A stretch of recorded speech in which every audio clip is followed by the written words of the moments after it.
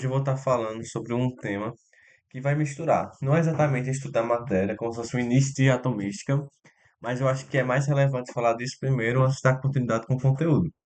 Então a gente vai estar vendo a parte de substância e matéria e uma introdução à atomística. Então qual a parte mais importante saber? É de como a gente pode organizar o indivíduo em sistemas, em órgãos, em tecidos, células, ou seja, em unidades cada vez menores. Então pensa, quando você pensa em você, um organismo, um indivíduo, você vai ver você como se fosse um conjunto completo. Só que dentro do organismo vão ter vários sistemas.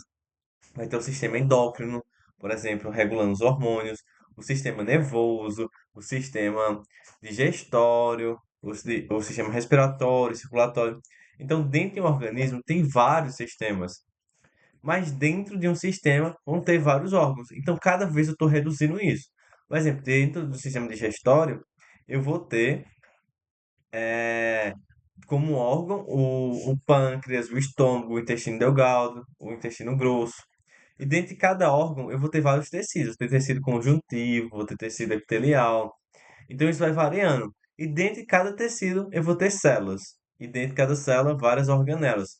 Por exemplo, assim, posso ter mitocôndria, o cloroplasto, na gente não tem não, mas nas plantas tem. Pode ter a questão de retículo endoplasmático. Então, cada vez eu vou reduzindo isso. A um ponto que eu reduzo para uma molécula. E dentro de uma molécula eu vou reduzir para um átomo. Então, o átomo seria a menor partícula que a gente teria até antes de a gente conhecer as partículas subatômicas. Então, por muito tempo achou que a menor partícula possível seria o átomo, ou seja, não divisível. Então, a gente pensava que o átomo era menor. Só que depois a gente descobriu que tem partículas subatômicas, ou seja, menores que o átomo. Essas partículas subatômicas, as partículas subatômicas, elas vão ser o próton, o nêutron, que eu vou desenhar aqui, N para nêutron, P para próton e E para elétron. Então a gente vai ter três partículas subatômicas, prótons, nêutrons e elétrons. Então se você perceber aqui no desenhozinho, ó, aqui no núcleo eu vou ter tanto prótons como nêutrons. E ao redor eu vou ter elétrons. Então essas bolinhas que estão fora, isoladas, a gente chama de elétrons. Há uma característica muito importante para saber é que os elétrons ele têm a massa desprezível. Então a massa de um átomo é determinada por isso aqui no centro. O que está ao redor não interfere na massa do átomo como um todo. E esses dois aqui são os prótons e o nêutron. Então, a gente já sabe que a massa, eu vou estar representado por M, é igual à quantidade de prótons mais nêutrons. Então, isso aqui vai ser a massa de um átomo. Então, o que que acontece? A gente sabe isso, e outras coisas que a gente tem que saber é, como é que eu posso dizer? A carga. Os prótons, eles são positivos. Pensa, prótons, P de positivo. Os elétrons são negativos. E os nêutrons, nem positivo nem negativo. Beleza? Então, é importante saber isso. Então, aí pode saber o quê? Que vários átomos juntos vão formar moléculas. Várias moléculas juntas vão formar organelas. E várias organelas juntas vão formar uma célula, que juntas formam tecido, órgão, sistema e o indivíduo, assim por diante. Então, tipo assim, a gente vai ter que aprender alguns pontinhos aqui. Só que antes de mostrar isso na tabela periódica, eu vou mostrar aqui a partícula subatômica para vocês de uma forma mais detalhada. Então, ó, percebam. Nessa imagem, a gente vai ver que tem um núcleo. O núcleo é esse condensado de partículas subatômicas positivas e neutras. Então, isso em vermelho aqui é um próton. E cada próton aqui vai dar uma carga positiva para esse átomo. Então, o que acontece? Aqui eu tenho três prótons e quatro nêutrons. Então, a minha massa aqui vai ser a quantidade de prótons, que é 3, mas a quantidade de nêutrons, que é 4. Então, dá 7. Agora acontece, isso aqui ao redor não conta na massa porque isso aqui são elétrons. E os elétrons possuem massa desprezível. Então a massa aqui vai ser desprezível. A quantidade de prótons está aqui no centro, junto com a quantidade de nêutrons. Então isso aqui é o núcleo e ao redor aqui é a eletrosfera. Por que eletrosfera? Porque é onde vai ter os elétrons. Aí perceba, aqui tem três prótons e aqui tem três elétrons. Então, três positivo com três negativo dá zero. Então, esse átomo é neutro, beleza? Então, o átomo é a menor era conhecido como a menor unidade que a gente poderia ter no universo. Então, sabendo que são prótons, sabendo que são nêutrons, sabendo que são elétrons, a gente consegue saber que a massa de um átomo vai ser dada como prótons mais nêutrons. Como eu disse, elétrons não vêm para cá porque a massa é desprezível. A carga do próton positiva, carga do elétron negativa. Perfeito. Então vamos ver uma simbologia básica. Isso a gente vai aprofundar quando for estudar em atomística. A gente vai ver isso aqui mais detalhado, vai ver a tabela periódica, mas eu quero que vocês tenham uma base disso. O que acontece? Quando vocês olharem numa tabela periódica, vocês vão ver aqui que sempre tem dois números, ó. Tem um número aqui, que é 4 e um número aqui que é 9. O número aqui é 3 e aqui é 6,94, quase um 7.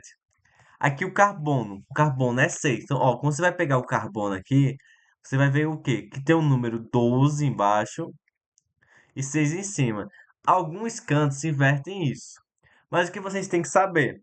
Esse número aqui, esse número, ele vai representar o número atômico.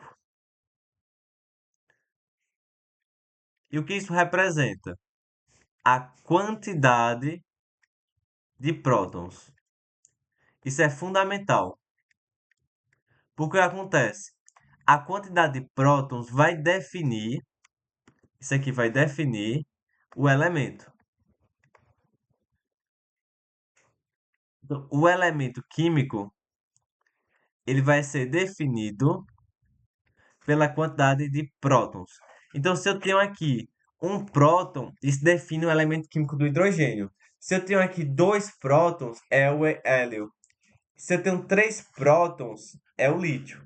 Então, eu vou definir qual é o elemento químico com base nessa quantidade de elementos químicos, beleza? Então, o que que acontece? De elementos químicos não, de prótons. Então, por exemplo, 23 prótons sempre vai ser o vanádio. Então, a gente vai definir com base nisso. Enquanto que o número que está embaixo, ele vai ser a massa. Então, isso aqui vai ser a massa do elemento. Então, a massa do carbono vai ser 12. Aí você consegue saber o quê? Que a massa vai ser igual à quantidade de prótons. Então, massa, quantidade de prótons mais nêutrons. Qual é a massa daqui, do carbono? É 12. Então, a gente sabe que é 12. Qual é a quantidade de prótons? 6. E a quantidade de nêutrons? Eu não sei. Mas eu vou isolar aqui, vou passar esse 6 para o outro lado subtraindo, e vou achar que 12 menos 6, então a quantidade de nêutrons vai ser 6 também. Então o que acontece? A gente consegue descobrir a quantidade de nêutrons sempre fazendo esse cálculo. Então vamos para mais um exemplo. Perceba aqui o magnésio. Então, deixa eu pegar outro melhorzinho, um que cai mais. O oxigênio. O oxigênio. Quando a gente olha para o oxigênio aqui, ó, do lado, ele vai ter 8 prótons e 16 prótons. Às vezes tem questão que inverte, bota 16 e 8. Mas como eu sei qual a quantidade de prótons, qual é a massa? O menor número sempre vai ser a quantidade de prótons, porque a massa vai ser a quantidade de prótons mais nêutrons. Então, necessariamente, aqui vai ser maior do que esse. Então, a massa sempre vai ser maior ou igual à quantidade de prótons, beleza? Então, dando continuidade. Se a gente tem um oxigênio aqui, ele tem quantos prótons? Aqui, aqui desconectar.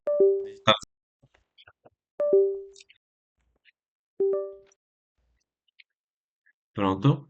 A gente vai ver aqui que ele vai ter 8 prótons e vai ter de massa igual a 16. E se eu quero descobrir a quantidade de nêutrons, eu vou ter que fazer como? A massa vai ser igual à quantidade de prótons mais nêutrons.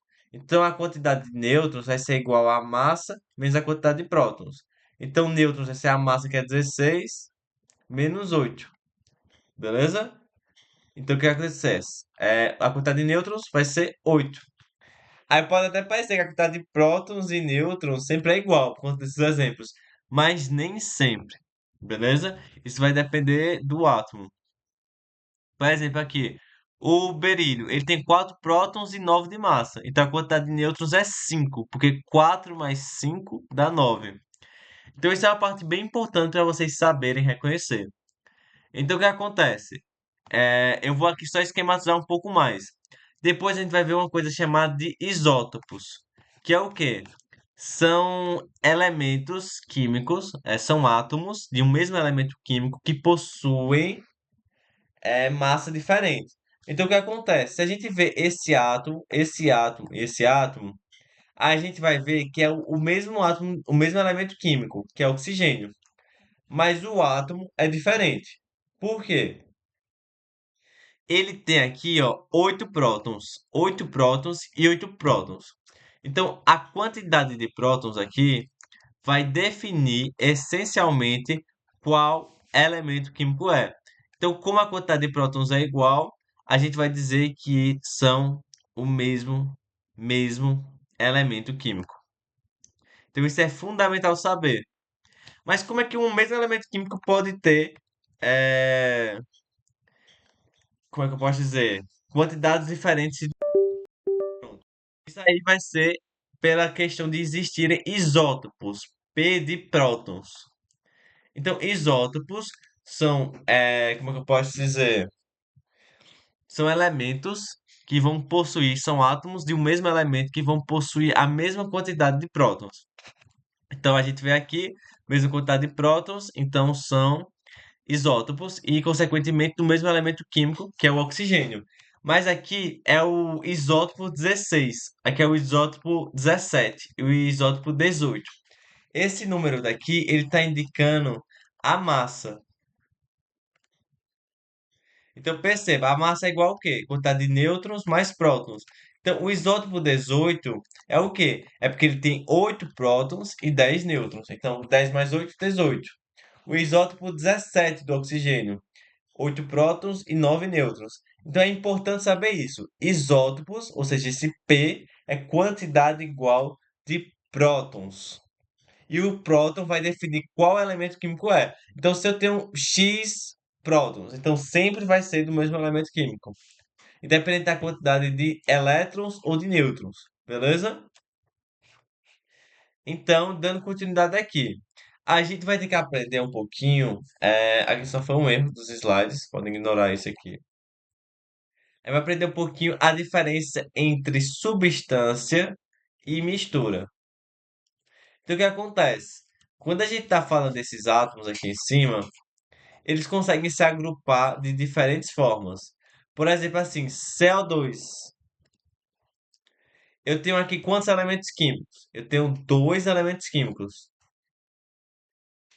Porque quais são meus elementos químicos? É o carbono e o oxigênio. Eu tenho quantos átomos? Eu vou ter três, que vai ser o carbono, o oxigênio e o oxigênio, porque é CO2. Então, são dois elementos químicos, que vai ser o carbono e o oxigênio, mais três átomos, que vai ter um átomo de carbono e dois átomos de hidrogênio.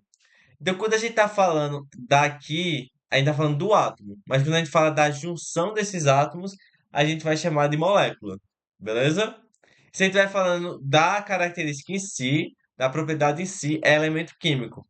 Então, o oxigênio é um elemento químico, mas o O2 aqui vai ser dois átomos de oxigênio.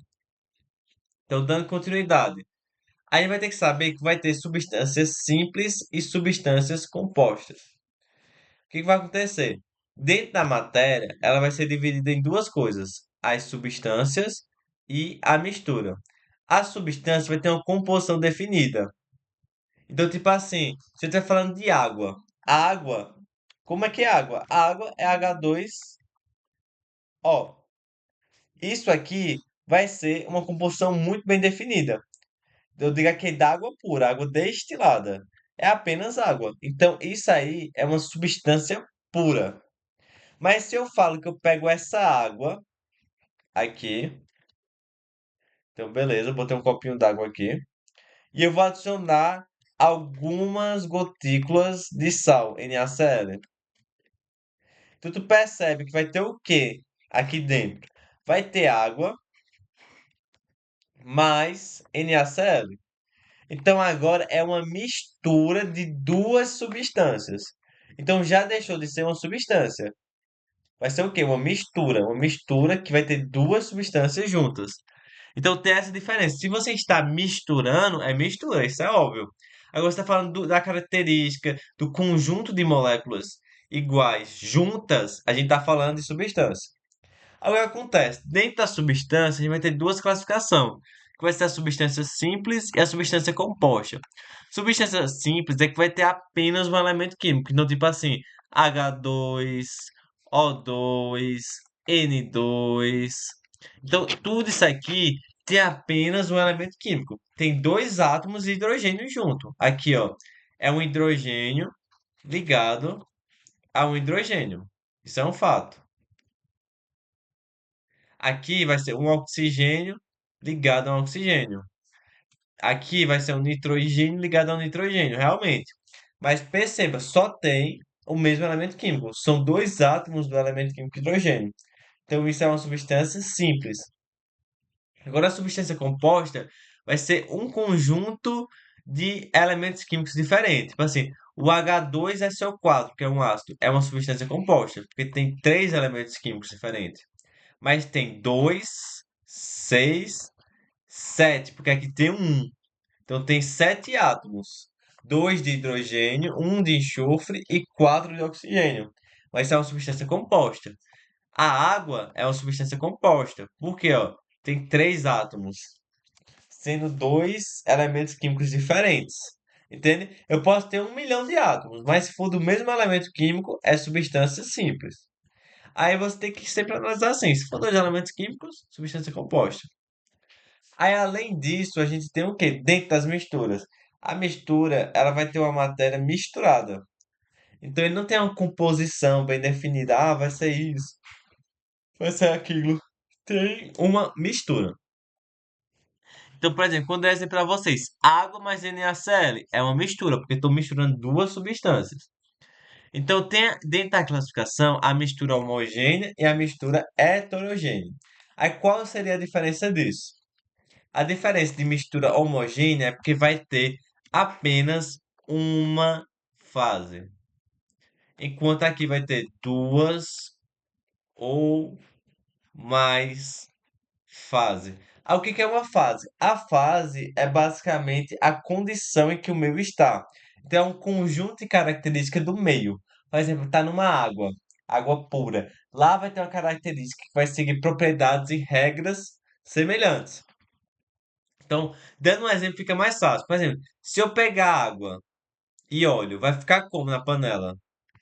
Vai ficar um pouco de água aqui embaixo e vai ter aqui em cima óleo. Então, se você perceber, aqui formou duas fases. Isso aqui não é homogêneo, é tipo separado. Então, aqui é uma fase 1 e aqui é a fase 2. Então, isso aqui é uma mistura heterogênea. Por que heterogênea? Tem duas ou mais fases. Então, sempre que você estiver misturando, vai ser uma mistura heterogênea. É diferente de. Nem sempre tem mistura, né? Porque, tipo assim, a água aqui com H2O você está misturando, é uma mistura homogênea. Mas eu percebo, por que que é uma mistura homogênea? Porque quando você coloca junto, o sal ele se dissolve totalmente na água. Aí não forma uma diferença entre características do meio. Então, teoricamente, você tem que conseguir reconhecer dessa forma. Por exemplo, se eu botar areia mais ferro, vai ser uma mistura heterogênea. Porque vai ter areia e ferro juntos. Então você consegue ver visualmente dois são diferentes. Muito importante saber essa diferença. Vou dar uma dica que é muito importante, que é os gases. Deixa eu descer aqui para botar. Eu vou dar um exemplo para vocês, um pouco mais aprofundada, mas eu quero que você anote isso aqui no caderno. Toda, sem exceção, toda mistura de gases são homogênea. bem como as ligas metálicas. Então, o bronze é homogêneo, porque é uma liga metálica. Então, além das ligas metálicas. Então, é importante saber disso. É um conteúdo de boa, mas costuma confundir. Aí, teoricamente, seria dessa forma. Aí, aqui, só para complementar com vocês, ó, para vocês verem um pouquinho das substâncias. Por exemplo, aqui, HCl.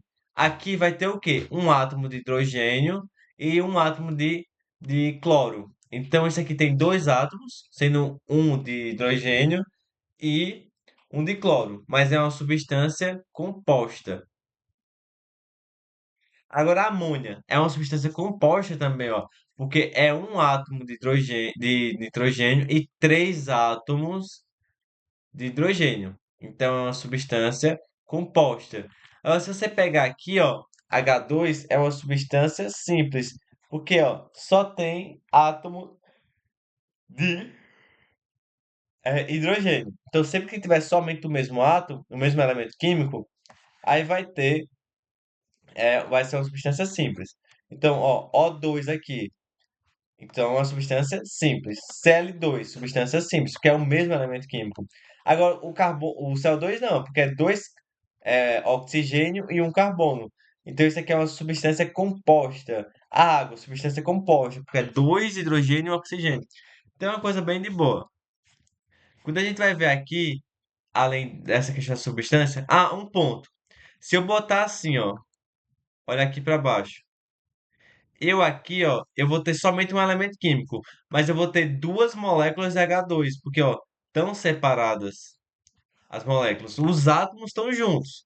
Então, H com H é um átomo de hidrogênio com um átomo de hidrogênio, que forma uma molécula de H2. Duas moléculas de H2 aqui vai ser uma mistura homogênea, já que é um gás. Beleza? Nem conto como mistura porque é o mesmo negocinho, o mesmo elemento químico.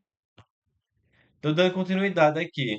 O que é importante saber aqui de mistura, que vai ter a mistura homogênea e a mistura heterogênea. É como eu disse para você, quando mistura água e óleo, o óleo não dissolve na água. Então vai formar duas fases. Vão formar dois meios com características e propriedades diferentes. Aqui tem o óleo, que é a água.